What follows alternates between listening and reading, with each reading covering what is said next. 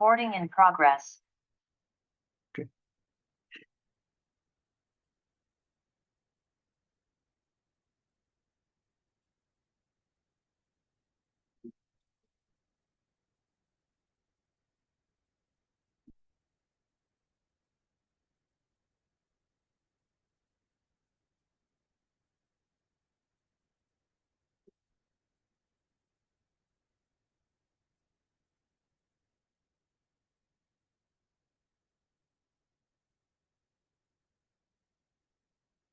चलिए, तो ये गति नाम का चैप्टर है। ये हमारा बाल बोध भाग 2 का चौथा चैप्टर है। इसके पहले हमने पिछली क्लासेस में पाप और कषाय और उसके बाद सदाचार नाम के जो चैप्टर थे वो कंप्लीट किए।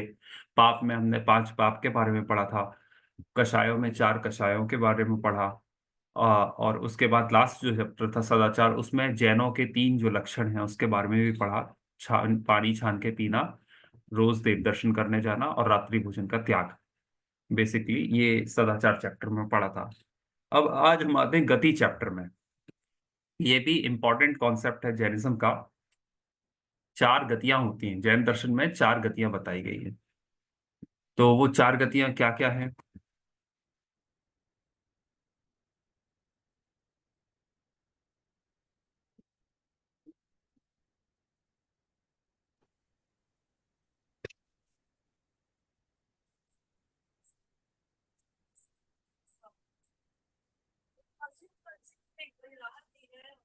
हम्म 4 गतियां क्या क्या है? गति क्या है पहले तो हम समझे, गति क्या है। 4 गतियां कहीं तो 4 गति मतलब क्या? गति मतलब है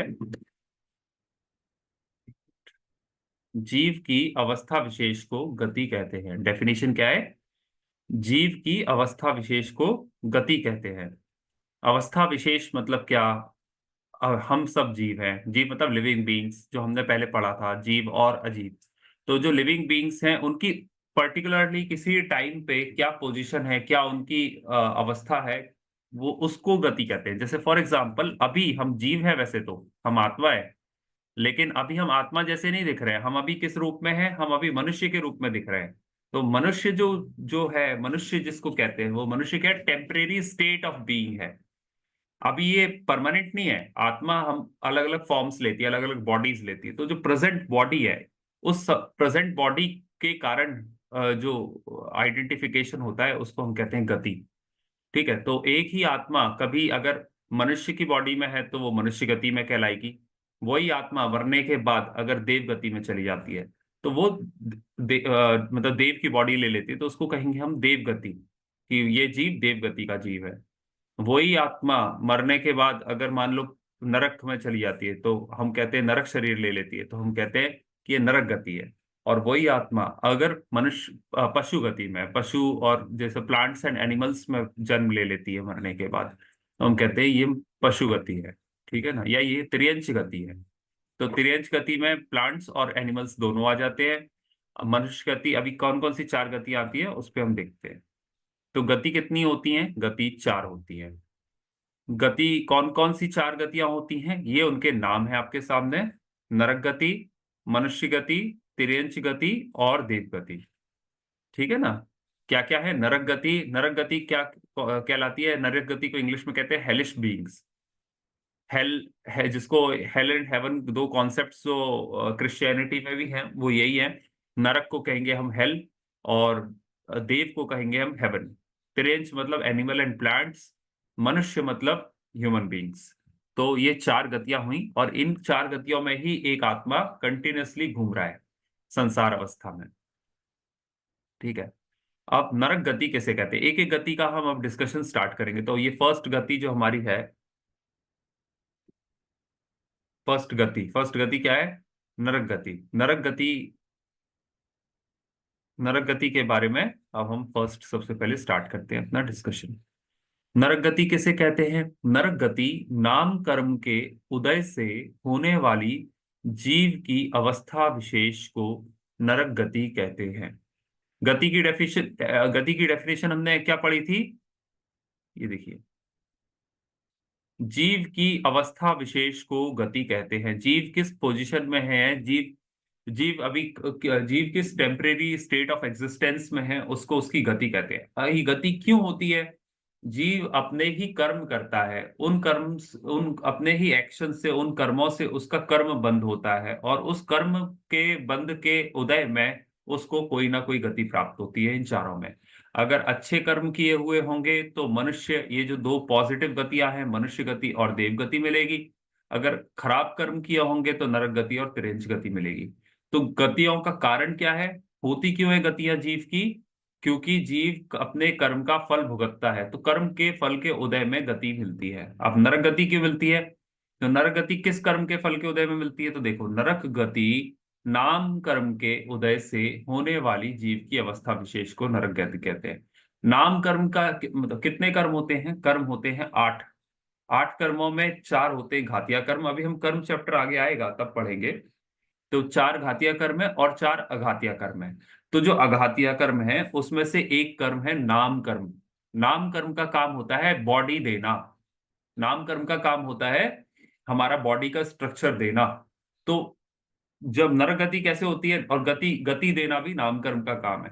तो जो जिस जिस जगह पे जाके नरक शरीर धारण करना है, नरक में जाके नरक बॉडी उत्पन्न कराना है, ये किस कर्म का काम है? नाम कर्म का काम है। तो अगर हमारे मनुष्य गति में अभी प्रेजेंट में इस तरीके के परिणाम हो रहे हैं, पाप का परिणाम हो रहा है, तो अभी हमें कौन सी कर्म का बंध हो रहा होगा? नरक गति नाम का कर्म। सॉरी, नरक गति नाम कर्म। नरक गति नाम कर्म का बंद होगा। तो अभी बंद हो जाएगा। और एक कौन सा बंद होगा? नरक आयु नाम का बंद होगा। नरक आयु कर्म। तो 2 कर्म बन गए, एक तो नरक आयु बंद हो गई और एक नरक गति नाम कर्म का बंद हो गया। तो नरक आयु का मतलब है, आयु मतलब होती है ड्यूरेशन। तो ये डिफाइन हो जाएगा कि हम इस नरक में इतने ड्यूरेशन तक रहेंगे। फॉर एग्जाम्पल, फर्स्ट एक नरक, पहले नरक में 10,000 साल तक रहेंगे। तो पहले नरक में रहेंगे और 10,000 साल तक रहेंगे, ये कौन किस किस कर्म के उदय के कारण हो रहा है? आयु कर्म के। तो नरक आयु नाम का जो हमने कर्म बांधा उसके कारण जब हम नेक्स्ट बर्थ लेंगे तो फर्स्ट नरक में लेंगे, और 10,000 साल की ड्यूरेशन तक वहां पे रहेंगे। वो आयु का काम हो गया। और वहां पहुंचने के बाद ये आत्मा उस वातावरण के अनुकूल एक अपना शरीर धारण करेगा। वो शरीर उसको कौन दिलवाएगा? वो ये कर्म दिलवाएगा। कौन सा कर्म? नरक गति नाम कर्म। नरक गति नाम कर्म से वहां का शरीर मिलेगा, के उदय से होने वाली जीव की अवस्था विशेष को, अवस्था विशेष मतलब a particular state of existence, particular state, temporary state of existence किसकी हो रही है? जीव। जीव मतलब क्या क्या? सोल, आत्मा। तो मैं जो जीव हूं, मैं जो आत्मा हूं, या जो भी जीव है, आत्मा है, वो अपने कर्म के उदय से नरक में जाता है। तो और उस समय जो जीव की जो स्टेट ऑफ एग्जिस्टेंस होती है, उसकी जो बॉडी होती है, उसका जो भी पैरामीटर्स होते हैं, वो सारी की सारी क्या कहलाती है? नरक गति कहलाती है। समझ में आया आपको डेफिनेशन? आगे चले। किसी को भी अभी कि कभी भी बीच में डाउट होता है, आप लोग अनम्यूट कर सकते हैं और पूछ सकते हैं। चलिए नेक्स्ट आते हैं, नारकी किसे कहते हैं? नारकी के पर्यायवाची। नारकी, अब नरक में जो पैदा होता है, जैसे हम बोलते हैं हम भारतीय हैं। भारतीय क्यों है? क्योंकि भारत देश में पैदा हुए तो भारतीय हो गए। ऐसे ही जो नरक में पैदा होता है या नरक में रहने वाले जितने जीव होते हैं उनको हम क्या कहते हैं? नारकी। अब नारकी के बहुत सारे पर्यायवाची हैं, जैसे लिखे हुए हैं आपके सामने। पहले नारत, नरक, निरय और निरत, ये 4 वर्ड्स हैं जो कि नारकी के पर्यायवाची हैं, सिनोनिम्स हैं। और इनके सबके मीनिंग है, मतलब इनको नारद, नरक, निरय या निरत क्यों कहते हैं, और वो आपको नीचे दिए हुए हैं। तो फर्स्ट वाला जो नारद क्यों कहा नारकी को? ना प्लस रत, स्वयं अथवा परस्पर प्रीति को प्राप्त नहीं होते। ना मतलब होता है नहीं, रत मतलब होता है, रत मतलब होता है रति, रति मतलब प्रेम। तो आपस में एक दूसरे से कभी भी प्रेम नहीं करते, आपस में हमेशा एक दूसरे से झगड़ा करते हैं, हमेशा उनके अंदर द्वेष ही होता है, प्रेम का भाव होता ही नहीं है। इसलिए उस जीव को नारत कहा, उसके अंदर प्रेम नहीं है। Without the existence of love अगर कोई बीइंग है, उसको हमने क्या कहा? नारत। नारकी का पहला पर्यायवाची। दूसरा अर्थ क्या हुआ, नारद शब्द का ही दूसरा अर्थ क्या हुआ, द्रव्य क्षेत्र काल भाव में परस्पर रमते नहीं। तो द्रव्य क्षेत्र काल भाव जो है उसमें परस्पर रमते नहीं है, वो मतलब उनका वो उनका मन नहीं लगता है। जिस जिस जगह पे नरक में है तो इतनी वेदना है, इतना उनको तकलीफ है कि जहां पे हैं, जो वो हैं, जिस काल में वो हैं, उनको वो चीज अच्छी नहीं लगती। रमण करना मतलब क्या, रमना मतलब उसमें इंडल्ज होना, उसमें गुम जाना, उसमें खो जाना, वो चीज अच्छी लगनी। तो क्योंकि जिस जगह पे वो है वहां पे वेदना इतनी प्राप्त होती है उनको, मेंटल टॉर्चर भी अंदर बहुत चल रहा है, फिजिकल टॉर्चर बाहर बहुत चल रहा है। तो ऐसी कंडीशंस में जो भी द्रव्य क्षेत्र काल भाव आसपास की जो सराउंडिंग्स हैं, वो सराउंडिंग्स में वो रमण नहीं कर पाते, they don't feel good in दो सराउंडिंग्स, ये इसका मतलब हुआ। तो इसको इसलिए कहा नारत। दूसरा वर्ड नरक। नरक मतलब, नरक किस वर्ड से बना है, नरक बना है नरान। नरान, नर नर शब्द से बना है नरान। तो मतलब मनुष्यों की कायंती, मनुष्यों को क्लेश पहुंचाते हैं। तो जो क्लेश पहुंचाने वाले भाव होते हैं नारकियों के, उसके कारण ही वो नरक में पहुंचते हैं। मनुष्यों को, जैसे हम अभी इस भव में हैं और हम दूसरे मनुष्यों को, दूसरे जीवों को, पशुओं को क्लेश पहुंचाने का काम करें, दुख पहुंचाने का काम करें, तो वो नरक के बंध का कारण है। इसलिए जो जीव ऐसे होते हैं कि जो ऐसा बंध करते हैं, उनको भी क्या कहा, नारकी। नारकी मतलब क्या, जो मनुष्यों को क्लेश उत्पन्न कराने का कारण है। तीसरा अर्थ है इसका निरय। निरय मतलब जिसका पुण्य कर्म चला गया है, जो पुण्य कर्म से रहित हो गया है, तो उसको निरय कहते हैं। तो ये होता है कि जैसे कोई भी जीव, अभी हम मनुष्य हैं तो हमारा कभी अच्छा टाइम आता है, कभी बुरा टाइम आता है। कहते हैं ना कि कभी भी समय किसी का एक जैसा नहीं रहता, कभी अच्छा टाइम होता है, कभी बुरा टाइम होता है। तो ये मनुष्य मनुष्य भव की और पशु तिर्यंच भव की, मनुष्यों पर पशुओं में ये चीज पाई जाती है कि उनका कुछ टाइम अच्छा टाइम होता है, कुछ टाइम बुरा टाइम होता है। लेकिन नरक ऐसी जगह होती है जहां पे कोई अच्छा टाइम होता ही नहीं है, हमेशा बुरा ही टाइम होता है। कोई पुण्य का उदय आता ही नहीं है नरक में। जब भी आदमी जाता है वो अपना सारा पुण्य छीण करके जाता है, सारा पुण्य का उदय भोग लेता है, उसके बाद वो नरक गति में जाता है। तो जब उसके पास कोई कर्म बचता ही नहीं है पुण्य का, तो उदय में कैसे आएगा। और इसलिए वहां पे सिर्फ पाप कर्म का उदय आता है, और पाप कर्म के उदय में दुख ही दुख, दुख ही दुख मिलते हैं। तो नरक में सुख का लेश मात्र भी नहीं मिलता, ऐसा होता है नरक। चौथा अर्थ इसका निरत। निरत मतलब हो गया जो हिंसादि असमीचीन कार्यों में रत हैं। निरत मतलब जो रत हैं, किस में रत हैं, हिंसा आदि असमीचीन। असमीचीन मतलब बुरे, जो हिंसा आदि असमीचीन कार्यों में रत हैं, जो बुरे कार्यों में, पापों में रत हैं, ऐसे कामों में इंडल्ज्ड हैं, जो कि बुरे कहते हैं हम, पाप में इंडल्ज्ड है, उनको निरत कहते हैं। उस उनको का क्या कहा, निरत। और इसलिए निरत जो वर्ड है वो क्या है, समानार्थी है, पर्यायवाची है नारक का। तो नारकी कहें, नारद कहें, निरक, निरय कहें, निरत कहें, सारे के सारे वर्ड्स नारकियों को संबोधित करते हुए कहे गए। अब हम आते हैं नेक्स्ट पे। 7 नरक होते हैं। नरक कितने कहे, अब आप पूरी, अगर हम कॉस्मोलॉजी कभी बाद में पढ़ेंगे, कभी अगर टाइम मिला, या आप लोगों ने देखी होगी, हम सब कौन, कितने लोग यहाँ पे हैं जो वहाँ गए हैं, अपने पास में यहाँ पे बड़ा गांव मंदिर है, बड़ा गांव में 13-14 फ्लोर की जो मंदिर है ना, उसमें देखा होगा अपने यहाँ जैन धर्म का स्ट्रक्चर। जैन जैन धर्म में भूगोल क्या है, जैन धर्म का जैन भूगोल क्या है, या विश्व का स्वरूप क्या है। तो उसमें देखते हैं नीचे बने हुए हैं 7 नरक, फिर बीच में बना हुआ है मध्यलोक, उसके ऊपर बने हुए हैं 16 स्वर्ग, और उसके ऊपर बने हैं अनुत्तर और अनुदिश विमान। अगर आपने कभी किसी ने देखा है, बड़ा गांव कोई गया है, तो अच्छे से पता होगा कि किस तरीके का स्ट्रक्चर होता है। नरक कहाँ होते हैं, फिर नीचे होते हैं, फिर उसके बाद का मध्यलोक होता है। नरक होते हैं अधोलोक में, अधोलोक मतलब नीचे, हमारे लोक से नीचे होने वाली जो चीजें हैं वो अधोलोक।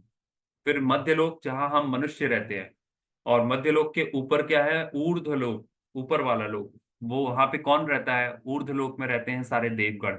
तो जो 16 स्वर्ग हुए वो ऊर्ध्वलोक में हुए। और विदेह क्षेत्र, भरत क्षेत्र, ऐरावत क्षेत्र, धातकी खंड, नंदीश्वर द्वीप, ये सब कहाँ होते हैं? ये सारे की सारी चीजें मध्यलोक में होती हैं, जहाँ पे मनुष्य पाए जाते हैं या पशु पक्षी पाए जाते हैं। तो मनुष्य या पशु पक्षी, जो दो गतियां हैं, मतलब तिर्यंच गति और मनुष्य गति के जीव, वो मध्यलोक में पाए जाते हैं। और ऊपर पाए जाते हैं सिर्फ देवता लोग, देवगण। और नीचे पाए जाते हैं कौन? नारकी भी पाए जाते हैं, और देवताओं में भी कुछ लोग हैं जो प्रथम द्वितीय तृतीय नरक तक जाते हैं, और प्रथम नरक में, अधोलोक में, कुछ देव भी रहते हैं। ठीक है, वो अभी डिस्कशन का पार्ट नहीं है, मैं बेसिक भूगोल इसलिए बता रहा था क्योंकि आपको पता होना चाहिए कि ये सात नरक जो हम पढ़ रहे हैं वो हैं कहाँ पे। तो एक लाइन में अगर कहेंगे तो वो ये कहाँ पे हैं? जहां हम अभी रह रहे हैं, जहां हम अभी बैठे हुए हैं, इस पृथ्वी से नीचे ऐसे एक के बाद एक फ्लोर करके सात पृथ्वियां और हैं। और वो सात पृथ्वियां सात नरक की पृथ्वियां हैं, और उनके नाम है रत्न प्रभा। पहला नरक जो है वो क्या कहलाता है? रत्न प्रभा। दूसरा शर्करा प्रभा, तीसरा बालुका प्रभा, चौथा पंक प्रभा, पांचवा धूम प्रभा, छठवां तम प्रभा, और सातवां महातम प्रभा। ये नाम है। और ये पृथ्वियों के नाम ऐसे क्यों हैं? वैसे तो है नरक, दुख देने का कारण है, लेकिन पहली पृथ्वी, दूसरी पृथ्वी, जो आप नाम देखोगे रत्न प्रभा, तो रत्नों की प्रभा जैसी, जिसमें प्रभा हो, रत्नों जैसी चमकदार जो पृथ्वी हो, उसको रत्न प्रभा का। शर्करा प्रभा, जो रत्न जितनी सुंदर तो नहीं है लेकिन शक्कर जैसी है, साफ सुथरी है। फिर बालू का, शक्कर जैसी नहीं है बट बालू जैसी है। पंक प्रभा, पंक मतलब हो गया कीचड़, तो पंख जैसी है, कीचड़ जैसी है। फिर धूम प्रभा, धूम मतलब हो गया स्मोक, तो उसके बाद नीचे वाली पृथ्वियां और काली, डार्क और गंदी होती जाती है, तो धूम प्रभा वो उसमें स्मोक ही स्मोक है। फिर तम प्रभा, तम मतलब हो गया अंधकार, अंधेरा, तो वहां पे अंधेरा है। और महातम प्रभा, महातम मतलब बहुत गहरा अंधेरा है। इस तरीके से उत्तरोत्तर एक जैसे, नीच ऊपर से पहली नरक से फिर दूसरे नरक, दूसरे से तीसरे नरक, नीचे नीचे जैसे जैसे जाते जाएंगे, वैसे वैसे नरकों में दुख बढ़ता जाएगा। तो अगर कोई जीव, आत्मा, अगर पहले नरक का नारकी है, उसको कम दुख है, दूसरे का उसको उससे ज्यादा दुख है, तीसरे में उससे उससे ज्यादा दुख है, ऐसे ऐसे करके सातवें नरक में बहुत बहुत ज्यादा दुख है। ठीक है, तो ये हो गया सात नरकों का वर्णन। अब अपन इसमें से बताओ, आप लोगों को पता होगा कि अपने कुछ जैसे भावी तीर्थंकर हैं, रावण का जीव हो गया फॉर एग्जाम्पल, वो कहाँ पे है? श्रेणिक महाराज का जीव कहाँ पे है? कृष्ण भगवान जो अपने आगामी तीर्थंकर होने वाले हैं, उनका जीव कहाँ पे है? तो ये सारे जीव, ये सारे जो महापुरुष हुए हैं, उनमें से कई सारे महापुरुष अभी नरकों में हैं। और वो, कोई तो जैसे श्रेणिक महाराज जी हैं प्रथम नरक में हैं, उनकी आयु 10,000 वर्ष की है। तो वो रत्न प्रभा नाम की जो पृथ्वी है, रत्न प्रभा नाम का जो नरक है, पहला नरक, उसमें है। ठीक है, और रावण कहाँ पे है? वो तीसरे नरक में मर के गया, तो तीसरा नरक कौन सा है? बालू का प्रभा नरक है। तो वो बाद में आएंगे, और बाद में इस पृथ्वी पे आने के बाद वो भी तीर्थंकर बनेंगे। इसी प्रकार से कृष्ण भगवान भी तीसरे नरक में है, तो वो तीसरे, वो रावण का, रावण और कृष्ण मरने के बाद वो दोनों के दोनों वहीं पे गए हुए हैं। तो इस प्रकार से ये हो गया नरकों का वर्णन। समझ में आ गया? आगे चलें। ये आपको अगर वही जो मैंने बोला, ये इसका बड़ा गांव वाला मंदिर है, उसमें बहुत अच्छे से डिपिक्ट किया हुआ है एक एक नरक में कैसे कैसे क्या क्या दुख होते हैं।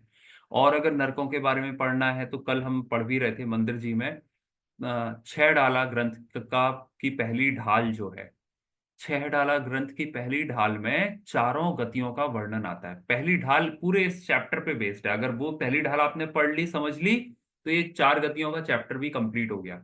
उस पहली ढाल में पहले स्टार्ट करते हैं पशु गति से, पशु गति के दुख, फिर उसके बाद नरक गति, फिर उसके बाद मनुष्य गति, उसके बाद देव गति। इस सीक्वेंस में वहां पे चारों गतियों के बारे में बताया गया है।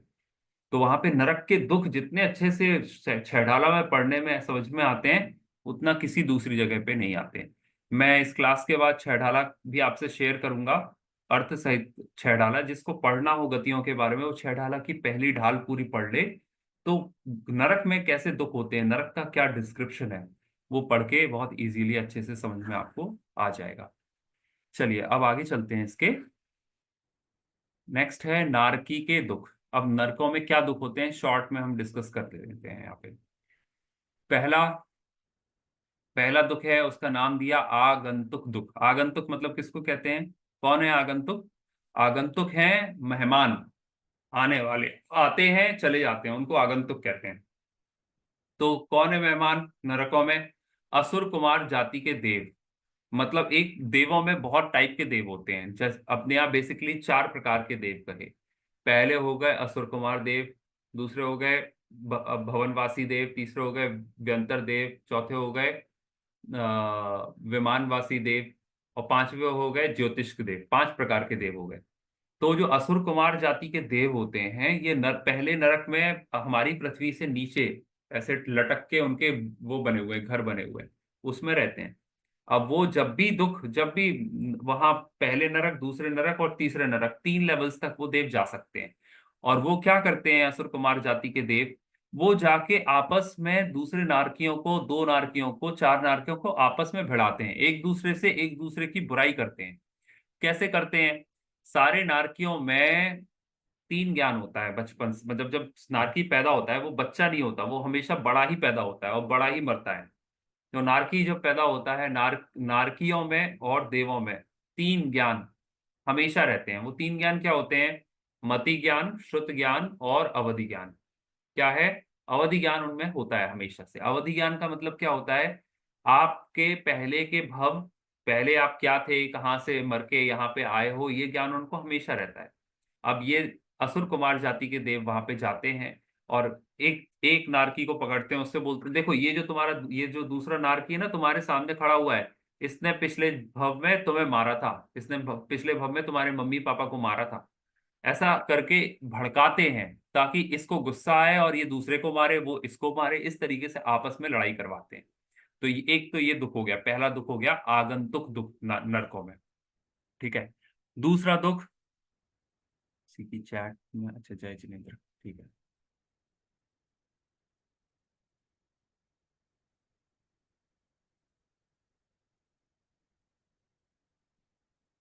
हाँ, दूसरा दुख क्या है इसमें? शारीरिक दुख, भूख प्यास के दुख, परस्पर कृत दुख। शारीरिक दुख क्या है? एक तो वो उसमें आया है, छठाला में आया है कि तीन लोक को नाज जुखाए, मिटे न भूख कणा न लहाय। तीन लोक का, इस तीनों लोकों का उनका शरीर कैसा होता है? वैक्रियक शरीर होता है। वैक्रियक शरीर मतलब ऐसी कैपेसिटी है कि वो छोटा बड़ा हो सकता है। तो उसके शरीर में वो शरीर ऐसा होता है कि उसकी भूख कभी मिटती ही नहीं है। आप उसमें कितना भी खाना डालते जाओ, वो उसको भूख कभी रहेगी रहेगी, उस तृप्ति नहीं होती। और इतनी भूख होने के बाद भी उसको एक दाना अनाज का नरक में नहीं मिलता किसी चीज को, वहां अन्न है ही नहीं, वहां खाने के लिए कोई पदार्थ है ही नहीं। तो इतनी भूख के बाद भी बेचारे एक दाना अनाज का नहीं खा पाते। तो ये क्या हो गया? एक शारीरिक दुख हो गया, बहुत तीव्र दुख हो गया कि भूख बहुत लगी है और मिल कुछ रहा नहीं है। दूसरा ऐसे ही प्यास का है, प्यास बहुत लग रही है लेकिन पानी मिलता नहीं है। और फिर तीसरा दुख क्या है? परस्पर कृत दुख। एक नारकी दूसरे नारकी को मार रहा है, काट रहा है, तेल में भुन रहा है, कढ़ाई में डाल रहा है, सर काट रहा है ना? तरीके तरीके से एक दूसरे को क्लेश पहुंचाते हैं। तो ये हो गए उसके शारीरिक दुख। तीसरा क्षेत्र जन्य दुख है। क्षेत्र जन्य का मतलब क्या है? जिस जगह में आप पैदा हुए, फॉर एग्जाम्पल अगर हम यहाँ पे रह रहे हैं तो हमारी अलग प्रॉब्लम्स हैं। ये दिल्ली में क्या प्रॉब्लम्स है? ग्राउंड वाटर बहुत खारा है, ये है वो है, जो प्रॉब्लम्स है, यहाँ पॉल्यूशन बहुत है। तो ये क्षेत्र, दिल्ली में जो भी रहेगा उसको पॉल्यूशन फेस करना ही पड़ेगा, ये इस क्षेत्र की प्रॉब्लम है। ऐसे ही अगर हम डेजर्ट्स में रहेंगे, वहां पानी नहीं मिलेगा, वो उस क्षेत्र की समस्या है। ऐसे ही अगर हम माउंटेन्स में रहे तो वहां पे कन्वेयंस, आना जाना बहुत टफ है, खेती करना बहुत टफ है, खाने के लिए चीजें जुगाड़ना बहुत टफ है। तो उनकी लाइफ बहुत स्ट्रगल भरी हुई है। तो वो अगर कोई पहाड़ों में रह रहा है, वहां के जो दुख है, वहां के पहाड़ों के दुख पर्टिकुलर है, उस क्षेत्र से रिलेटेड दुख है। इसी तरीके से जो नरक है, इन सात नरकों में भी उस नरक के क्षेत्र के कारण अलग अलग तरीके की पीड़ाएं होती हैं। वो क्या होती हैं? जन्म के, शीत उष्णता के, भूमि के, वृक्ष के, नदी आदि के द्वारा दुख। वहां पे जो भी चीजें होती हैं आपको दुख देने के लिए बनाई। नरक पूरा एक तरीके से मॉडल आर्किटेक्चर है कि कैसे किसी जीव को दुख दिया जाए। तो वहां पे आप हर चीज, जब ये मैं छेड़ाला का बता रहा हूँ, तो वहां पे आप पढ़ोगे तो उसमें एक एक आएगा कि मेरु समान लोह गली जाय, ऐसी शीत उष्णता थाय। मेरु समान, मेरु मतलब होता है पर्वत, कि पर्वत के समान जो लोहा का, लोहे का पर्वत बना हुआ हो, और उस लोहे के इतनी ठंड पड़ती है कि वो लोहे का पर्वत पिघल, मतलब चूर चूर हो जाए, चकनाचूर हो जाए, और इतनी गर्मी पड़ती है कि वो लोहे का पर्वत पूरा पिघल जाए। ऐसी ठंडी भी पड़ती है, ऐसी गर्मी भी पड़ती है। तो शीत और उष्णता उस जगह की खासियत है। तिल तिल करें देह के, अच्छा, सेमर तरुदल जुत असी पत्र, असी ज्यों देह विदारें तत्र। सेमर दल जुत, सेमर दल जुत असिपत्र। वहां पे सेमर नाम का एक पेड़ होता है। सेमर नाम का वो जो पेड़ होता है, उसके पत्ते ऐसे होते हैं, तलवार की धार जैसे होते हैं। तो पूरे नरक में ऐसे ऐसे बहुत वही वही पेड़ लगे हुए हैं, और उनके जब पत्ते गिरते हैं, कोई नार के बीच में खड़ा रहता है तो बेचारे के वहां जहां से वो होता है वो पूरा कट जाता है, बॉडी उसकी कट जाती है। असी जो देह विदारें तत्र, असी मतलब तलवार, जैसे तलवार काट देती है हाथ को, तलवार काट देती है सर को, धड़ को, वैसे वो पत्ता जहां गिरता है उस नारकी के शरीर को उस तरीके से काट देता है। तो उनको बहुत वॉयलेंस का, बहुत पीड़ा, शरीर की बहुत पीड़ा झेलनी पड़ती है। वहां पे नदी कैसी होती है? तहाँ राध श्रोणित वाहिनी, कृम कुल कलित देह दाहिनी। ऐसी नदियां बहती हैं वहां पे, पीप, मल, मवाद और खून, ये सारी चीजें नदियों में बहती हैं। वहां पानी वाली नदियां नहीं बहती हैं। तो बेचारा पृथ्वी पे, और बिच्छू सहस डसे नहीं तिसौ। तो पृथ्वी ऐसी है वहां की, जैसे 100,000 बिच्छुओं ने, लाखों बिच्छुओं ने आपको एक साथ काट लिया हो, ऐसा पैर रखने पे पृथ्वी पे ऐसा दर्द होता है। और बेचारा वो नारकी ऐसी पृथ्वी से सोचता है कि मेरे को यहाँ दर्द हो रहा है, चलो मैं नदी में कूद जाऊं। तो नदी ऐसी होती है कि जिसमें बदबू ही बदबू आई आ रही होती है, खून और पीप की नदियां बह रही हैं।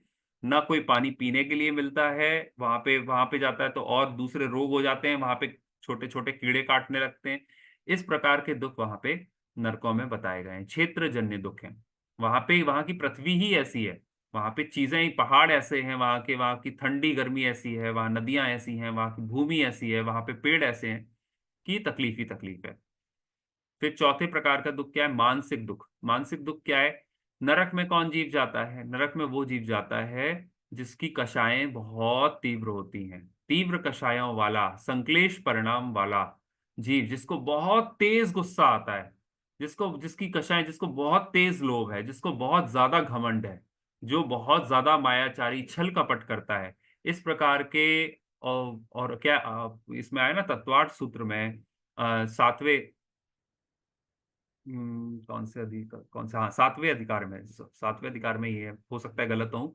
सातवें अधिकार में आया हुआ है कि अल्प अल्प आयु, सॉरी, अल्प आरंभ परिग्रह से मनुष्य गति होती है, और अधिक आरंभ और परिग्रह से नरक गति का बंध होता है। तो बहुत ज्यादा चीजों को जोड़ने की, एक एक घर, दूसरा घर, तीसरा घर, परिग्रह बढ़ाने की टेंडेंसी नरक का कारण है।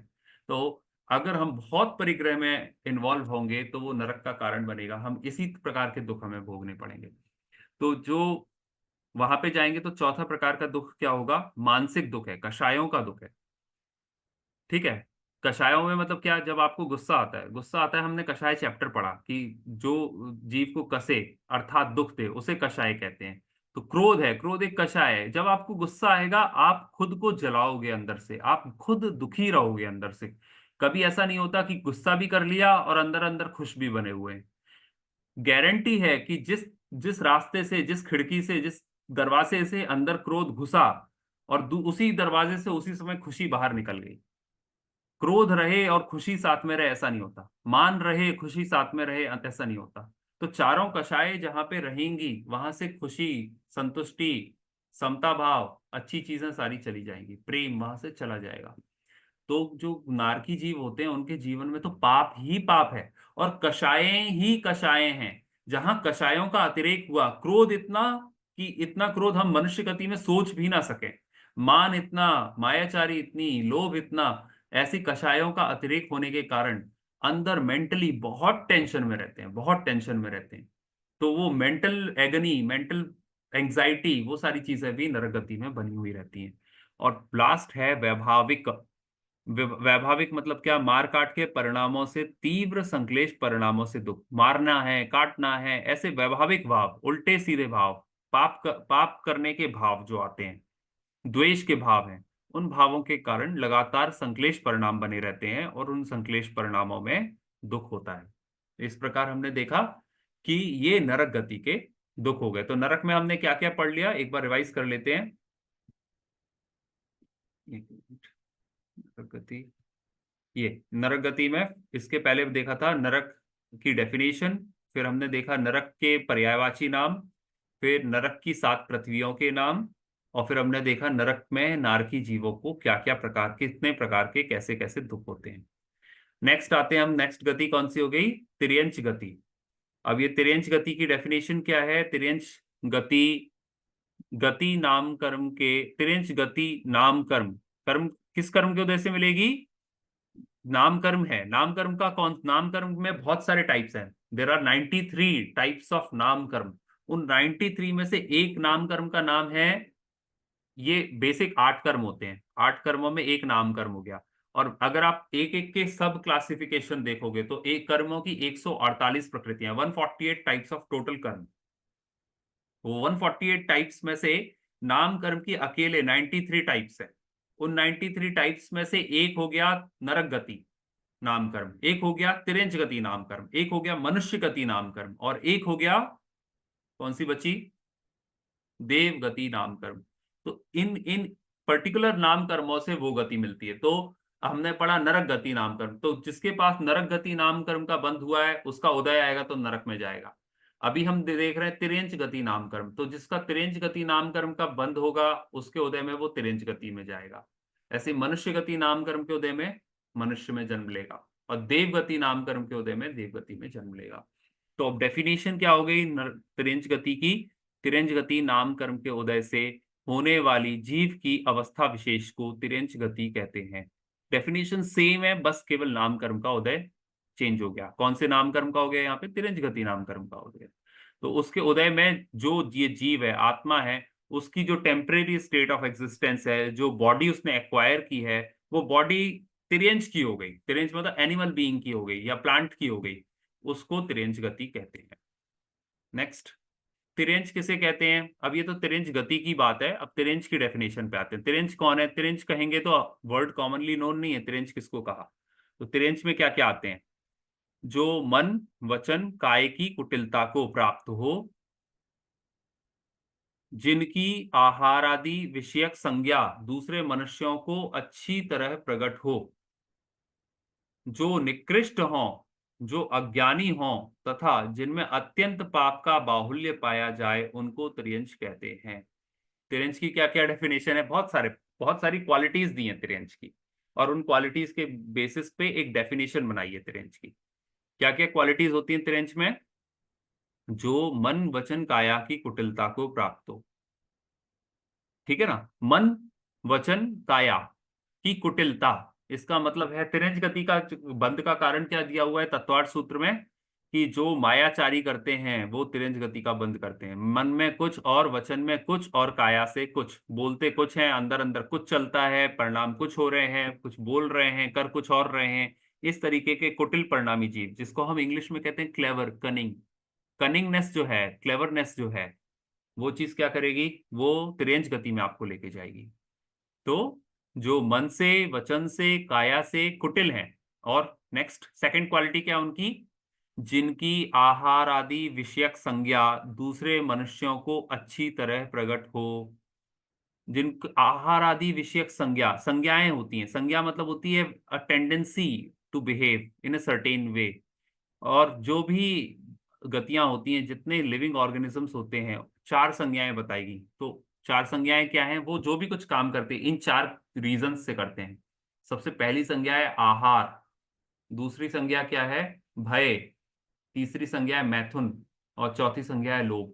तो हम हर कोई जीव या तो आहार के लिए, आहार आहार में इंक्लूड हो जाता है रहना खाना वगैरह, दैट इज जो हमारी बेसिक नेसेसिटीज हैं वो आहार में आ गई।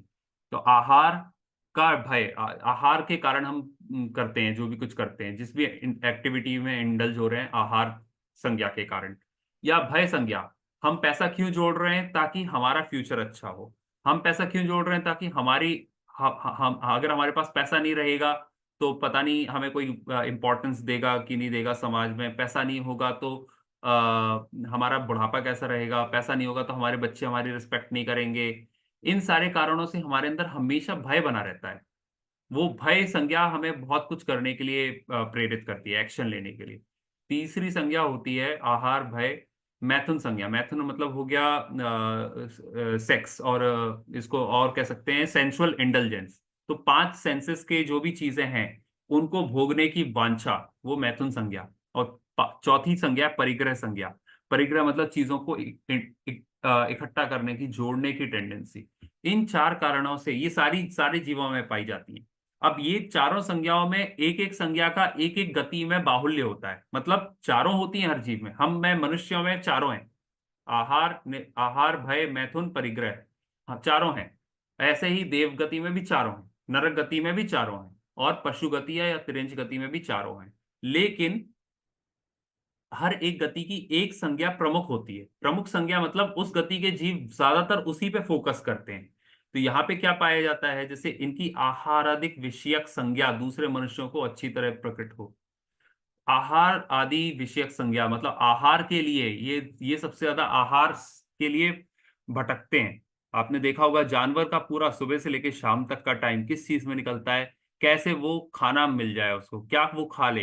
हर चीज, कुत्ता आपके पास लात खा के भी खाना खाने के लिए आ जाएगा। अगर आप उसको रोटी दोगे और उसके बाद लात भी मारोगे तो बेचारा रोटी खाएगा। तो ये क्या चीज बताता है कि उसकी आहार आदि की संज्ञा इतनी तीव्र है कि वो कुछ भी कर ले, उसको आहार की, जहां पे आहार मिल रहा होगा वो वहां जाने की कोशिश करेगा। ठीक है। तो ये त्रियंच की एक जो डेफिनेशन हो उसका एक कैरेक्टरिस्टिक हो गया त्रियंच का। तीसरा कैरेक्टरिस्टिक क्या है, जो निकृष्ट हो। निकृष्ट हो मतलब जो नीच हो। तिरंज गति में जन्म लेने वाले जीव अच्छे सरल परिणामी नहीं होते हैं, हमेशा निकृष्ट जीव ही तिरंज गति में जाते हैं। ये नेगेटिव गतियां हैं, गंदी गतियां हैं।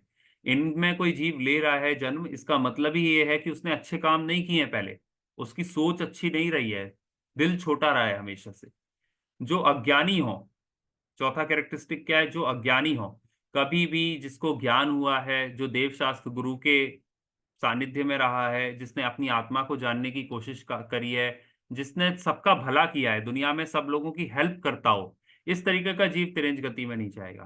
तो तिरंज गति में कौन जाएगा, जो अज्ञानी होंगे, उस तरीके के जीव तिरंज में जाएंगे। और लास्ट क्या है, जिनमें अत्यंत पाप का बाहुल्य पाया जाए। जिसमें अत्यंत पाप का बाहुल्य, पाप तो सब करते हैं, पाप तो मनुष्य भी कर रहा है, पाप तो देवगति में भी हो जाते हैं। लेकिन जिसमें अति पाप हो रहा हो, अति पाप क्या हो रहा है, अब हिंसादिक सैनी हुए क्रूर, सिंहादिक सैनी हुए क्रूर, जैसे आप शेर हो गए, सांप हो गए, कितने सारे केवल दूसरों को मार के खाना ही उनका काम है। मतलब 1% की करुणा नहीं होती है तिरंज गति के जीवों में। हम तो सोचते हैं कि चलो मनुष्यों में एक बार 1% के लिए, एक एक समय के लिए करुणा आ जाएगी कि देखो यार बेचारे को छोड़ दो। तिरंचों में नहीं आती है। तिरंच होते ही ऐसे हैं कि उनके अंदर पाप का बाहुल्य होता है, उन्हें मतलब नहीं है किसी के सुख दुख से, उन्हें अपने आहार से मतलब है। अगर उनको आहार चाहिए तो आपको सुख, आपको दुख हो रहा होगा मारने से या नहीं हो रहा होगा, इससे लेना देना नहीं होता। तो ये कैरेक्टरिस्टिक्स होते हैं तिरंज गति के। आगे चलते हैं। हम्म। तिरंज गति के भेद। अब यहाँ पे थोड़ा सा टाइम देंगे हम। तिरंज गति में पांच इंद्रियों के जीव पाए जाते हैं।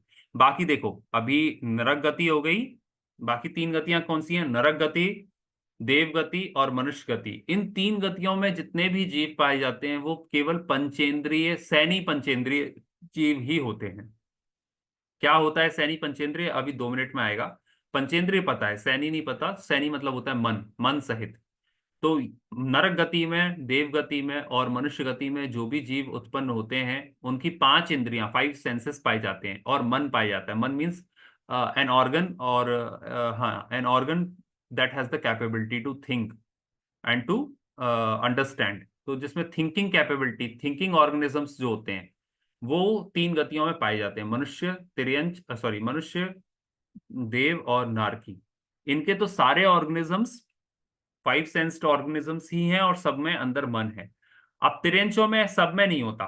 तिर्यंचों में एक इंद्रिय भी होते हैं, दो इंद्रिय भी होते हैं, तीन इंद्रिय भी होते हैं, चार इंद्रिय भी होते हैं और पंचेंद्रिय भी होते हैं। अब वो इंद्रियां क्या क्या हैं, एक इंद्रिय में कोई भी की इंद्रिय एक इंद्रिय हो जाए ऐसा नहीं होता। एक इंद्रिय जो भी जीव होगा, वन सेंस उसका है, तो वो फर्स्ट सेंस कौन सा सेंस होगा, हमेशा स्पर्शन इंद्रिय है, द सेंस ऑफ टच। उनकी केवल बॉडी है, बॉडी के अलावा उनके पास आईसाइट नहीं है, उनके पास नोज नहीं है, उनके पास ईयर्स नहीं है और उनके पास टंग नहीं है। चार जो अदर सेंसेस हैं वो उनके पास नहीं होंगे। ऐसे जो जीव होते हैं उनको हम कहते हैं एक इंद्रिय जीव। और जिनके पास बॉडी, जो जो ऐसे हैं वो कैसे होंगे, वो स्टेशनरी होंगे। उनके पास केवल बॉडी है और बॉडी के अलावा ना ही उनके पास टंग है, ना ही उनके पास टेस्ट है, हाँ, मतलब ना ही उनके पास टंग है, ना ही उनके पास नोज है, कुछ भी दूसरी इंद्रियां नहीं है। तो वो स्टेशनरी होंगे। इसलिए आगे हम पढ़ेंगे इसमें, एक इंद्रिय जीवों को कहते हैं स्थावर। स्थावर का मतलब होता है एक जगह पे खड़े हुए, दे कैन नॉट मूव, है ना। तो दीज आर इमूवेबल। तो इमूवेबल बींग्स को कहा एक इंद्रिय जीव। दो इंद्रियां कौन कौन सी हुई, दो इंद्रिय से लेके पंचेंद्रिय तक के सारे जीवों को हम क्लासिफाई करते हैं, जो आपके सामने दिख रहे हैं, 2, 3, 4 और 5, इनको हम कहेंगे मिला के त्रस। त्रस का मतलब होता है मूवेबल या मूविंग ऑर्गेनिजम्स। तो दो कैटेगरीज अगर हम जीवों में इंद्रियों के अपेक्षा क्लासिफिकेशन करेंगे, तो एक इंद्रिय जीव हुए और दो इंद्रिय, सॉरी, एक इंद्रिय जीव हुए स्थावर, और दो से लेके पांच इंद्रिय तक के सारे जीवों को हमने कहा त्रस, इमूवेबल एंड मूवेबल। ठीक है ना। फिर दो इंद्रियों में कौन सी दो इंद्रियां हुई, पहली है स्पर्शन इंद्रिय, दूसरी है रसना इंद्रिय। रसना मतलब सेंस ऑफ टेस्ट और टंग। तो सेंस ऑफ टेस्ट डेवलप हो जाता है। तो इसका अभी हम थोड़ी देर में मैं आपको बताऊंगा, छह ढाला में इसमें आया हुआ है, पहले ही ढाल में वो क्या लाइन आई हुई है। तो अभी हम पहले देख लेते हैं सेंसेस क्या क्या है। दो इंद्रिय में दो हो गए, the sense of touch, the sense of taste. तीन इंद्रिय में टच, टेस्ट और एक ऐड ऐड क्या हो जाएगा, सेंस ऑफ स्मेल, घ्राण, नाक ऐड हो गई। फिर चार इंद्रिय, चार इंद्रियों में सेंस तीन पहले के कॉपी कर लिए, sense of touch, sense of taste, sense of smell. चौथा क्या हो गया, सेंस ऑफ साइट, देखने की कैपेबिलिटी। और पांचों इंद्रियों में पांच, जब पांचों इंद्रियां हुई तो क्या हो गया, ये चार तो हुई, एडिशनल क्या हो जाएगा, सेंस ऑफ हियरिंग। ठीक है, सेंस ऑफ हियरिंग भी या ईयर्स भी ऐड हो जाएंगे, कर्ण इंद्रिय। तो जो तिर्यंच गति में जीव होते हैं, वो सारे के सारे जीव, सारे जीवों के पास पांचों ऑर्गन्स नहीं होते हैं, सेंस ऑर्गन्स नहीं होते हैं। कोई एक सेंस ऑर्गन लिए हुए है, कोई दो सेंस ऑर्गन्स वाले हैं, कोई तीन सेंस ऑर्गन्स वाले हैं, कोई चार सेंस ऑर्गन्स वाले हैं और कोई पांच सेंस ऑर्गन्स वाले भी हैं, लेकिन उनके पास मन नहीं है। और कुछ फिर ऐसे होते हैं जो पांच सेंस ऑर्गन्स वाले भी हैं प्लस उनके पास मन है। तो हम एक तरीके से मान सकते हैं कि मन को सिक्स्थ सेंस ऑर्गन आप कंसिडर कर सकते हो। तो 1 to 5 भी है और 1 to 6 भी है। तो 1 to 5 प्लस अगर मन है तो हम उसको कहते हैं सैनी पंचेंद्रिय। सैनी मतलब होता है विद माइंड, और असैनी का मतलब होता है विदाउट माइंड। तो एक से लेके चार इंद्रिय तक तो मन गारंटी से नहीं रहता, किसी के पास मन नहीं होता, एक इंद्रिय, दो इंद्रिय, तीन इंद्रिय और चार इंद्रिय के पास। पांच इंद्रिय में जब आया तो पांच इंद्रिय के ऑर्गेनिजम्स को अगेन दो पार्ट्स में क्लासिफाई किया, विद माइंड, विदाउट माइंड। तो जो जो पांच इंद्रिय जीव ऐसे हैं जिनके पास मन नहीं है, उसको हम कहते हैं असैनी। उसको कभी कभी असंगी भी कहते हैं, असंगी पंचेंद्रिय। और जिनके पास माइंड है उसको कहते हैं सैनी या संगी।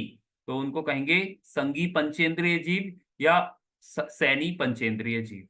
ठीक है ना। तो ये हो गया, ये जो हमने अभी डिस्कस किया, this is classification of various organisms according to Jainism. ठीक है। अब हम आगे बढ़ते हैं, इसमें एक इंद्रिय के बारे में और डिटेल में पढ़ेंगे। एक इंद्रिय किसको कहा या स्थावर किसको कहा। तो देखो यहाँ पे आपको लिखा हुआ है स्थावर पर्याय। स्थावर मतलब क्या, स्टेशनरी।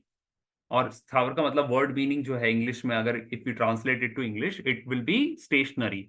क्या क्या जीव स्थावर होते हैं, जल, पृथ्वी, अग्नि, वायु और वनस्पति, ये पांच स्थावर कहे गए।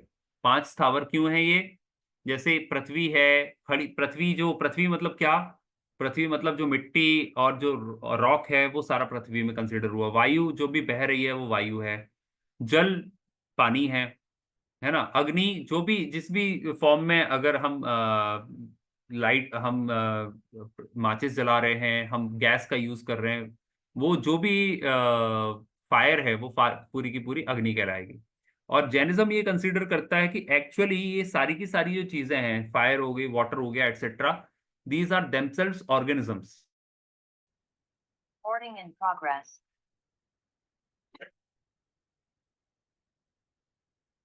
चलिए, तो अभी हम यहाँ पे थे, डिस्कशन चल रहा था हमारा पांच जो एकेंद्रीय जीव हैं उन पे। तो इन एकेंद्रीय जीवों में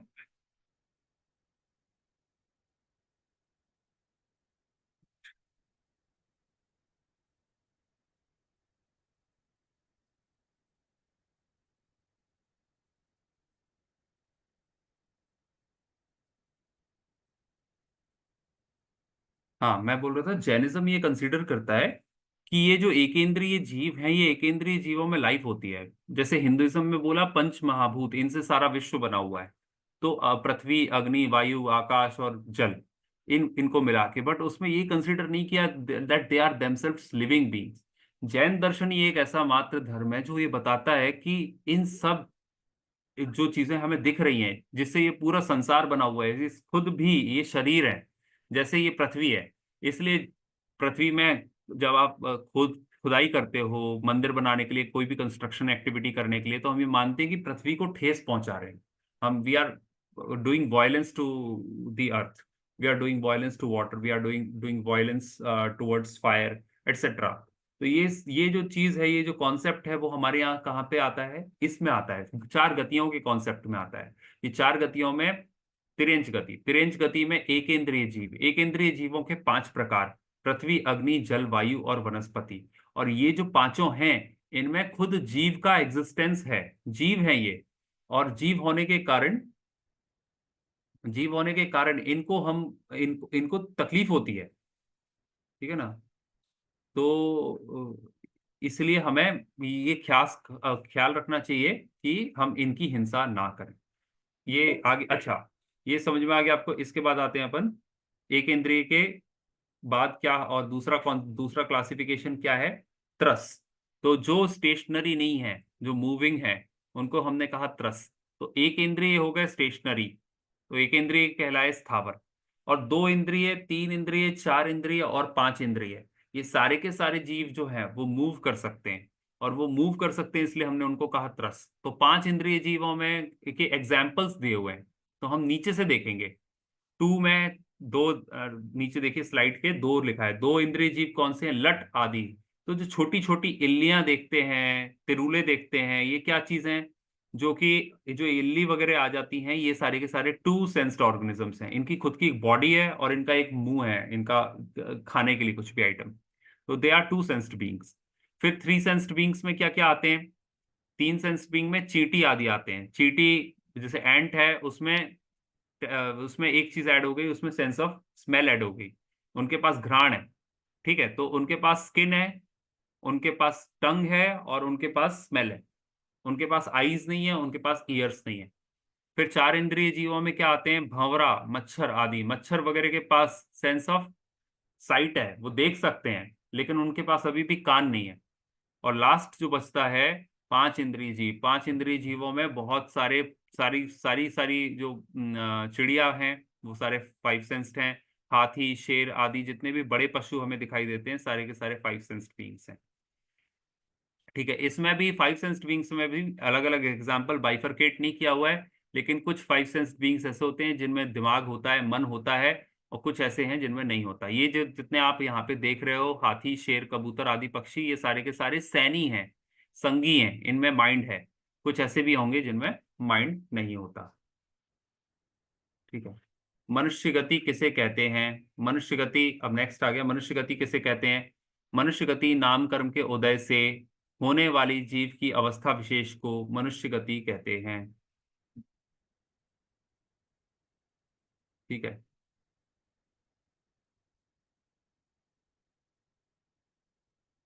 मनुष्य गति नाम कर्म के उदय से होने वाली जीव की अवस्था विशेष को मनुष्य गति कहते हैं।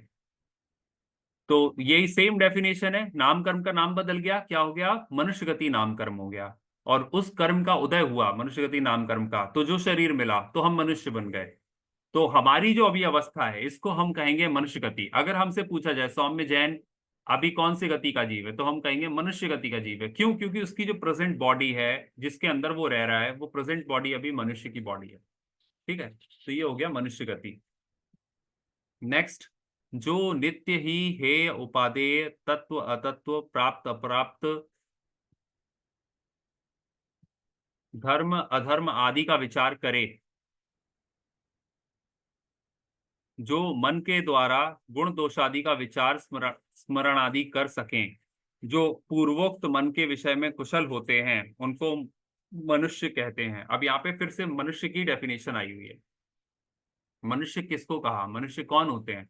मनुष्य की पहली है जो नित्य ही हेय उपादेय, मतलब क्योंकि मनुष्य गति एक अच्छी गति मानी जाती है। अच्छी गति है तो हमारे एक्शंस अच्छे होने चाहिए, तभी हम अपने आप को मनुष्य कह सकते हैं। तो क्या क्या रिक्विजिट्स हैं, क्या क्या रिक्वायरमेंट्स हैं मनुष्य कहलाने के लिए?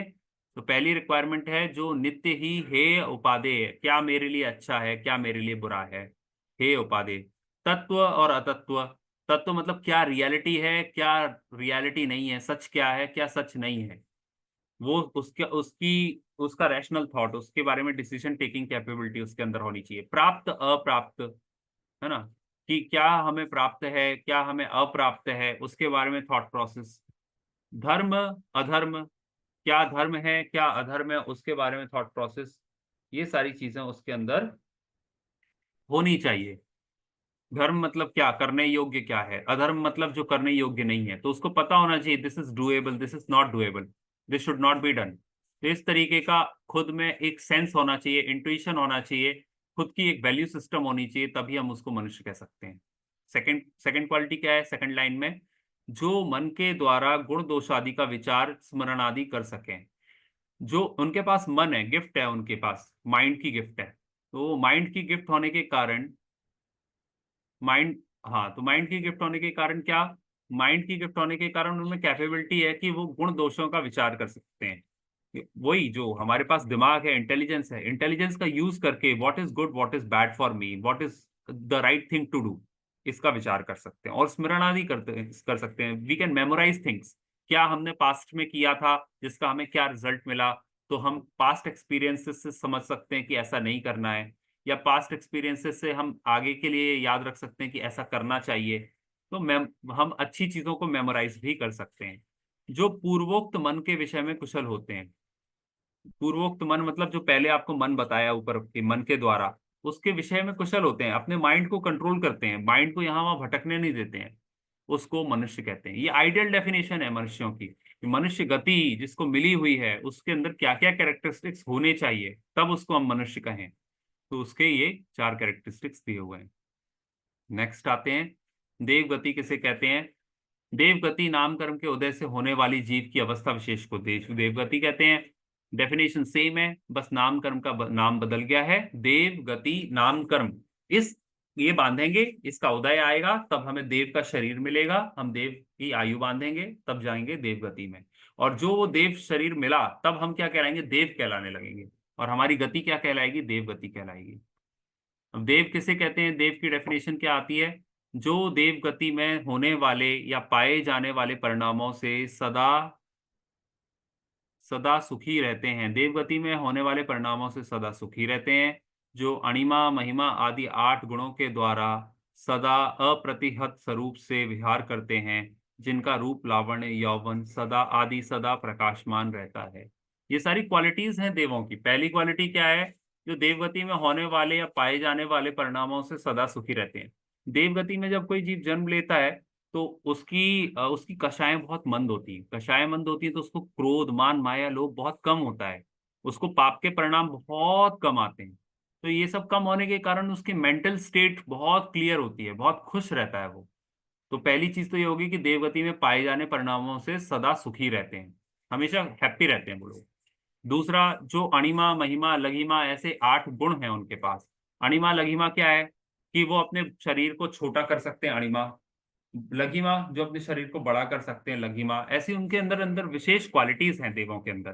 तो इन सारी क्वालिटीज के कारण अप्रतिहत रूप से विहार करते हैं। अप्रतिहत मतलब उनको कोई रोक नहीं सकता, they can not be controlled. वो without control, without barrier move कर पाते हैं। इसको कहा अप्रतिहत रूप से विहार करते हैं, मतलब they move without any barriers, any problems. जिनका रूप लावण्य यौवन आदि सदा प्रकाशमान रहता है, और उनकी उनका नाम कर्म के कारण जो शरीर उनको मिला हुआ है वो भी नारकियों की तरह होता है। कौन सा होता है? वैक्रियक शरीर होता है। और उस शरीर की ये क्वालिटी होती है कि उसमें हमेशा जब वो पैदा होते हैं और मरने तक, जो उनकी जितनी भी आयु है, उनके शरीर में बुढ़ापा नहीं आता। उनके तीन फेजेस नहीं होते कि ये बचपना है, ये यौवन है, ये बुढ़ापा है। ऐसे नहीं होते। वो जैसे पैदा होते हैं आखिरी तक एक ही जैसे यौवन ही रहता है। ऐसे ही उनका रूप दमकता हुआ, सर्वांग सुंदर चेहरा, अच्छा शरीर, ये सारी चीजें उनके हमेशा पाई जाती है जब तक वो देवगति में है। तो ऐसे जीवों को हमने कहा कि वो देवगति रहता है, और उनको देव कहते हैं। ठीक है, नेक्स्ट क्या है? देवों के प्रकार। देवों में अब भवनवासी देव, व्यंतर देव, ज्योतिषी देव और वैमानिक देव, चार प्रकार के देव कहे। भवनवासी बताया, भवनवासी जिनके भवन बने हुए हैं, भवन जो भवनों में रहते हैं, उनके भवन कहाँ बने हुए हैं? वो पृथ्वी, जैसे मैंने बताई, पृथ्वी के नीचे, पृथ्वी से लटकते हुए उनके महल बने हुए हैं, भवन बने हुए, उनमें रहते हैं। और मध्यलोक में भी भवनवासी देवों के बहुत सारे अपनी पृथ्वी के आसपास ही मध्यलोक में भवन बने हुए, उनमें रहते हैं। व्यंतर देव बिना भवनों के रहते हैं, यहाँ वहां भटकते रहते हैं। व्यंतरों को हम आत्माएं या भूत भी कहते हैं। भूत भी एक प्रकार के व्यंतर है। व्यंतरों के भी क्लासिफिकेशन है। कितने क्लासिफिकेशन है? 8 प्रकार के व्यंतर देव होते हैं। उसमें भूत पिशाच नाम अगर आप पढ़ोगे, ये तत्वार्थ सूत्र में दिए हुए हैं, व्यंतर जाति के जो देव हैं उसमें 8 प्रकार के व्यंतर कौन कौन से होते हैं। ऐसे भवनवासी में जो 10 प्रकार के भवनवासी हैं, उनके नाम सारे तत्वार्थ सूत्र में दिए हुए हैं। ठीक है, भवनवासी देवों के 10 प्रकार होते हैं, व्यंतरों के 8 प्रकार। ज्योतिषी होते हैं 5 प्रकार के, जो सूर्य, चंद्र, तारा, नक्षत्र और प्रकीर्णक, ऐसे करके 5 प्रकार के सूर्य चंद्र जो दिखते हैं हमें, these are celest we say that these are celestial bodies. Celest why they are called celestial? Because these are inhabited by celestial beings. चंद्रमा पे, सूर्य पे ऐसा माना जाता है कि ये विमान है, देवों के विमान है। विमान मतलब दीज आर ड्वेलिंग होम्स, मतलब ये मूविंग होम्स है देवों के, इसमें देव रहते हैं। जो देव इन इन विमानों में रहते हैं सूर्य चंद्र में, उनको हम कहेंगे ज्योतिषी देव। और उसके ऊपर ये जो 3 प्रकार के जो देव हैं वो मिथ्या दृष्टि होते हैं, नीची क्वालिटी के होते हैं, दे आर नॉट गुड। क्यों? क्योंकि ये जो देव होते हैं ये हीन पुण्य से बनते हैं। जब आप ज्यादा पुण्य नहीं कर पाते हो, हल्का हल्का पुण्य करते हो, तो देवगति में तो चले जाते हो, बट इन 3 कैटेगरीज में ही रह जाते हो। उसके बाद वैमानिक जो देव होते हैं, वैमानिक देव, ये देव तो हैं लेकिन ये देव स्वर्गों में नहीं रहते। 1 2 3 पहले के 3 टाइप के। तो स्वर्ग में कौन जाता है? स्वर्ग कितने होते हैं? 16 स्वर्ग होते हैं, और वो 16 स्वर्गों में जो देव रहते हैं उनको कहा हमने वैमानिक देव। वो वैमानिक देव 2 प्रकार के हुए। ठीक है, तो ये क्लासिफिकेशन हुआ देवों का। देवों में भवनवासी, व्यंतर, ज्योतिषी और वैमानिक, है ना। और इनके क्लासिफिकेशन, फिर देव दुखी क्यों है? अब हमने कहा चारों गतियों में दुख है। गति चैप्टर पढ़ने के पहले एक, अभी ये लास्ट में भी हम पढ़ेंगे कि कोई गति अच्छी, कोई गति बुरी, ऐसा नहीं है। चारों गति ही दुख रूप है। गतियों में, सारी गतियों में दुख ही दुख है। तो देव गति में दुख क्यों है? तो उसका रीजन दिया, विषयों की चाह से। पहली चीज, विषयों की चाह से। अब देखो देवगति का हाल वही है जो एक टॉप 200 या टॉप 100 में जो आज के दिन इंडिया में या वर्ल्ड के टॉप 100 रिचेस्ट पर्संस हैं, क्या वो सुखी हैं? नहीं, वो सुखी नहीं है। क्यों नहीं है सुखी? क्योंकि कोई नंबर 2 पे आ गया, कल तक वो नंबर 1 पे था, तो उसके अंदर अंदर से एक डिजायर उठती है, या उसको दुख होता है कि मैं आज नंबर 2 पे आ गया, मैं नंबर 1 पे था।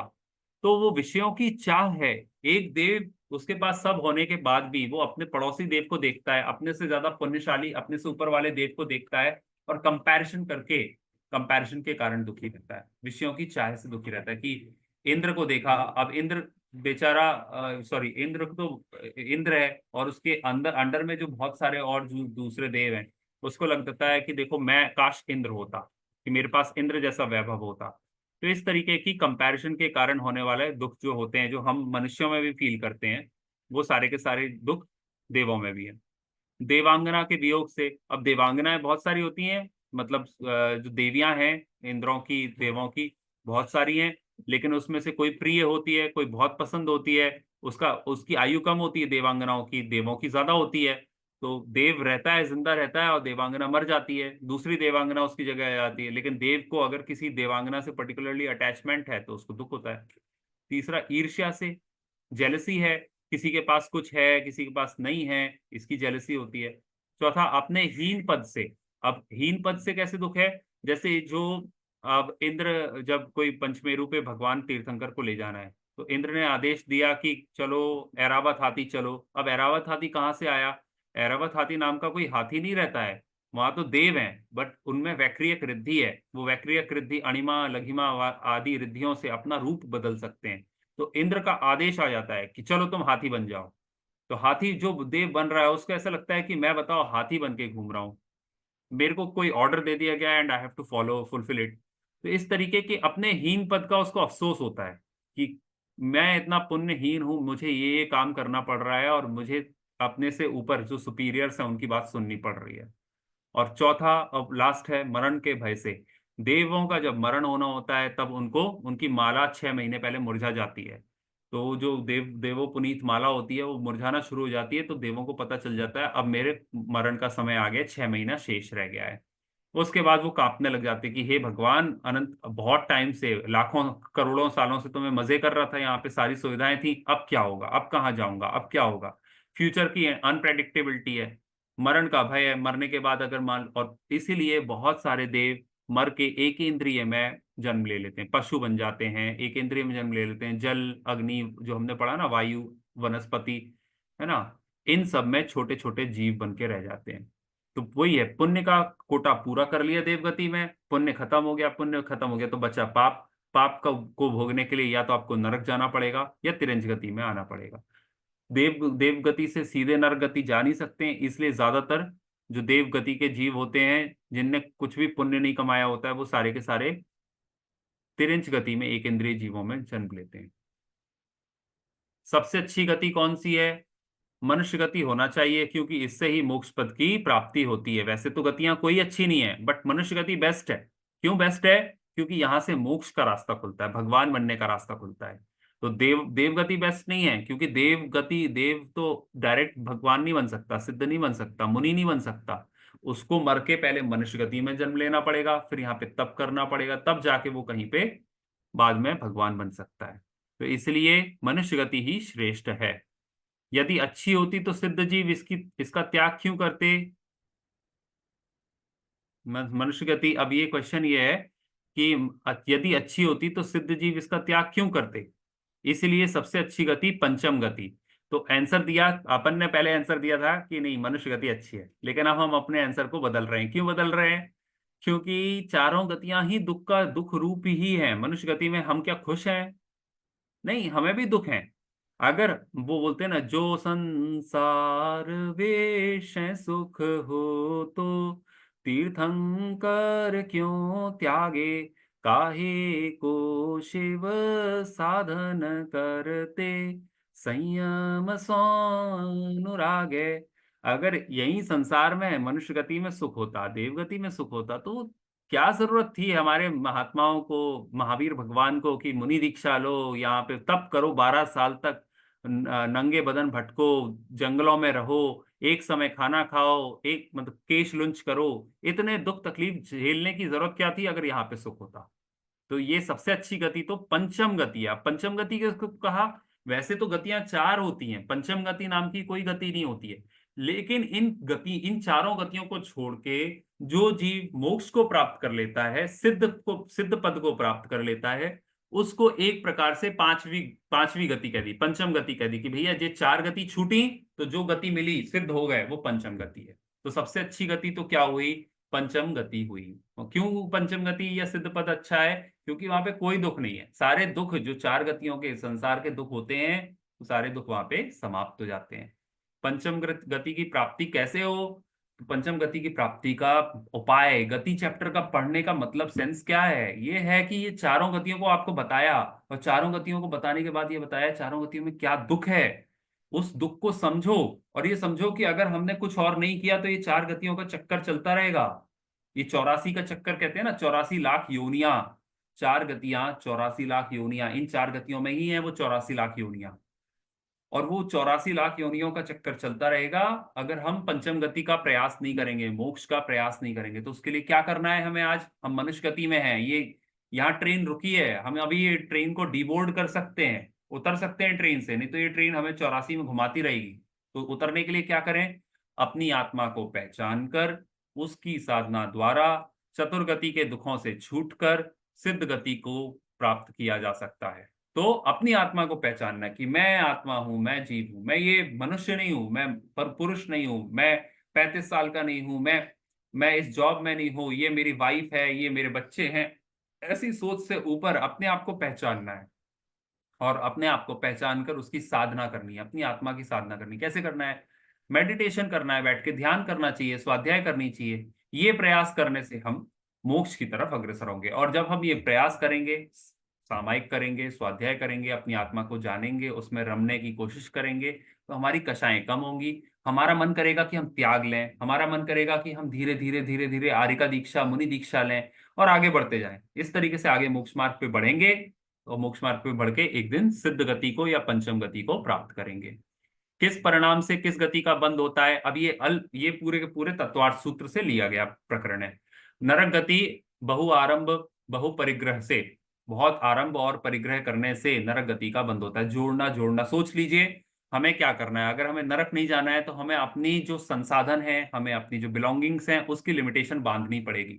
अगर हमने अनलिमिटेड अपने माइंड को छोड़ रखा है, खाली कोई नियम नहीं ले रखा है कि हम कितनी गाड़ियां, कितने घर रखेंगे, तो डेफिनेटली हम बहुत परिग्रह, बहुत आरंभ कर रहे हैं, जिसका कारण होगा नरक गति का बंध।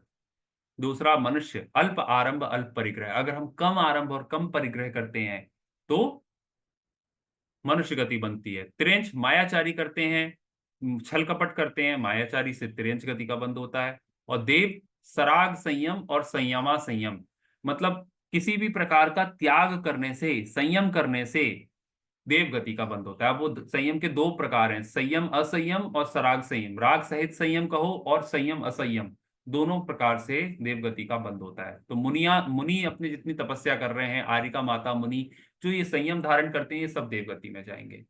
तो हमें चूज करना है कि हमें अगर गति अच्छी चाहिए तो हमारी मति सुलझनी चाहिए। जैसी मति वैसी गति। तो हमें अपने आप को, अपनी एक्टिविटीज को उस डायरेक्शन में, उस पाथ में लेके जाना है जैसे हमें आगे हमारा फ्यूचर चाहिए।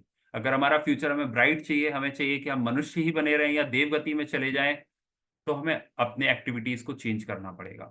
अगर हम जिस तरीके से लाइफ जी रहे हैं, बहुत ज्यादा बाहर इंडल्ज्ड हैं, पांच सेंसेस के प्लेजर्स में, है ना, बहुत सारी चीजों को जोड़ने में लगे हुए हैं, तो फिर हमारा फ्यूचर अच्छा नहीं होगा, हम नरक में भी जा सकते हैं। यही चैप्टर कंप्लीट हो गया है। अगर किसी को कोई डाउट है तो पूछ सकते हैं, और उसके बाद अगर नहीं है तो फिर हम ये क्लास यहाँ पे एंड करेंगे। जय जिनेन्द्र भैया। जय जिनेन्द्र दीदी। भैया, जैसे आपने बताया कि देव गति मनुष्य गति से अच्छी होती है, तो देव गति में भी व्यांतर होते हैं, तो इसका मतलब मनुष्य से अच्छा भूत बनना ज्यादा अच्छा है। नहीं, मैंने मतलब नहीं भूत बोला कि प्रेत देवगति अच्छी होती है मनुष्य गति से, मनुष्य नहीं, गति हम ऐसा बेटर है। समझते हैं ना कि देव गति ज्यादा, मतलब हम ज्यादा पुण्य और मतलब देव यही गति में तो, सबसे ये सबसे ज्यादा भटकाव है, ये हम गलत समझते हैं। जब एक त्याग का प्रकरण आता है, पंचकल्याणक जब होता है, प्रतिष्ठा होती है कोई भी, तो तीसरा दिन जो होता है पंचकल्याणक का, प्रतिष्ठा महोत्सव का, वो होता है उत्तम इसका तप कल्याणक का दिन। और हाँ। तप कल्याणक के दिन हमारे तीर्थंकर भगवान दीक्षा लेते हैं। तो जब वो दीक्षा लेते हैं तो उनका चौविहार होता है। चौविहार का मतलब है उनको पालकी पे बैठा के जंगल हम्म। में ले जाते हैं दीक्षा लेने के टाइम पे, जहाँ पे वो केश लुंच करते हैं। तो उसमें एक संवाद आता है। संवाद क्या होता है? देवों के बीच में और मनुष्यों के बीच में वो विवाद हो जाता है। विवाद ये हो जाता है कि पालकी, भगवान की पालकी पहले कौन खींचेगा, देव खींचेंगे या मनुष्य खींचेंगे। तो हम्म। उसमें तर्क वितर्क में पहले देव बोलते हैं कि हम सबसे उत्तम है, हमारा शरीर इतना अच्छा है, हम हमारे यहाँ, तुम्हारा तो शरीर कितना दुर्गंध युक्त है, ऐसा वैसा है, सारी बातें होती है ना। हम्म। उसके बाद मनुष्य बोलते हैं बाकी सारी तुम्हारी सारी बातें मान ली, लेकिन ये बताओ मोक्ष का रास्ता कहाँ से खुलता है? मोक्ष जाने का रास्ता तो तुम्हें मनुष्य ही बनना पड़ेगा। मनुष्य बने बिना तो तुम मोक्ष जा नहीं सकते। इसलिए मनुष्य और जो मुनि बनने का अधिकार है, छठवें गुण स्थान, सातवें गुण स्थान तक जाने जी का अधिकार है। देवगति में रह के जीव सातवें गुण स्थान को नहीं जी छू सकता, जी चौथे तक जा सकता है। सातवें गुण स्थान तक अभी हमारे मुनि महाराज आज आज के दिन भी जा सकते हैं, मनुष्य जी। जा सकते हैं। इसके कारण मनुष्य श्रेष्ठ हुए, क्योंकि ओके। मोक्ष के रास्ते पे मनुष्य आ गए हैं। तो देव ये बोल के फिर देवगति से पालकी उठाते हैं, सबसे रास्ते पहले पर। मनुष्य, उसके बाद फिर बाद में पीछे देव उठाते हैं। इसलिए ठीक है। हम ये नहीं कह सकते कि देवगति अच्छी है। ठीक। ओके। ये अल्प का, ये आरंभ का क्या मतलब है? आरंभ का मतलब है अंकल किसी भी चीज की तैयारी। मतलब अगर हमें मंदिर बनाना है और हम मंदिर बनाने के लिए खुदाई करते हैं, सरिया लेके आते हैं, सीमेंट लेके आते हैं, ये आरंभ हो गया। कोई भी काम करने के पहले तीन स्टेप्स होते हैं: समरंभ, समारंभ, आरंभ। समरंभ का मतलब प्लानिंग, समारंभ मतलब उस प्लानिंग के हिसाब से मन में ऑर्गेनाइजेशन करके चीजों को एकत्रित करना, और आरंभ मतलब एक्चुअली एक्टिविटी में इंडल्ज हो जाना। तो हमने अगर मंदिर बनाया, मंदिर बनाने के पहले प्लानिंग हुआ, आर्किटेक्चर हुआ, दैट इज समरंभ।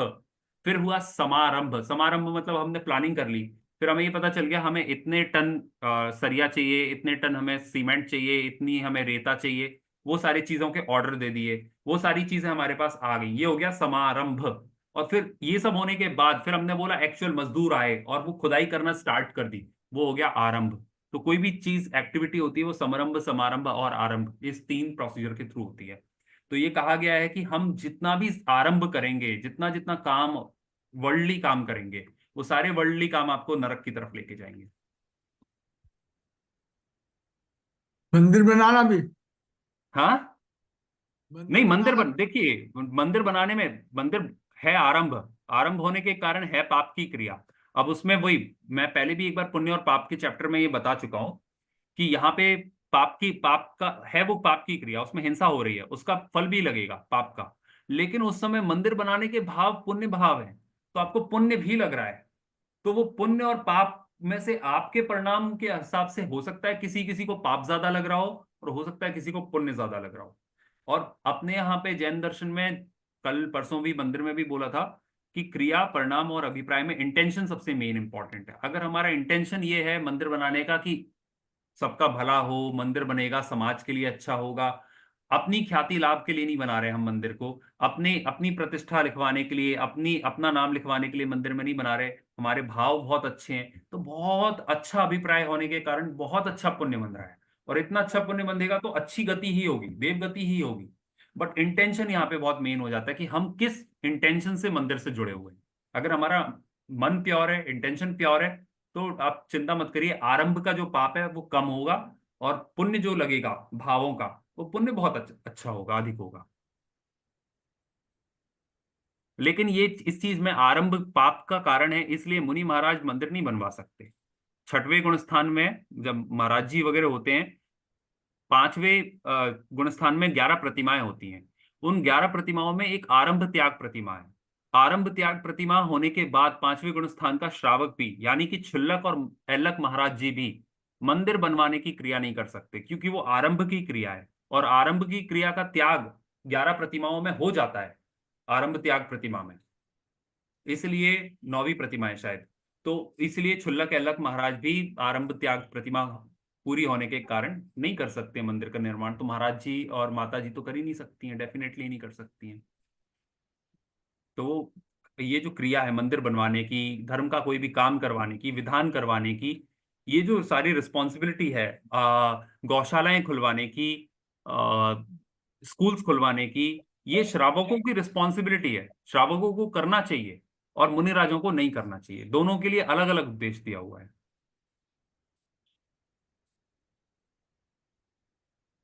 ठीक है, मेरे ख्याल से ये डाउट भी क्लियर हो गया है। और किसी को कोई डाउट हो, कुछ पूछना चाहते हैं तो पूछ सकते हैं। ठीक है, आज की क्लास फिर इसी पॉइंट पे एंड करते हैं।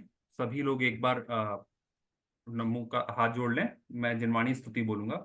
हे जिनवाणी भारती, तोह जपो दिन रैन, जो तेरी शरणा गहे, सो पावे सुख चैन। जावाणी के ज्ञान ते, सूझे लो कालो, सोवाणी मस्तक नमो सदा देत हूँ भोग। नौ बार नमोकार मंत्र।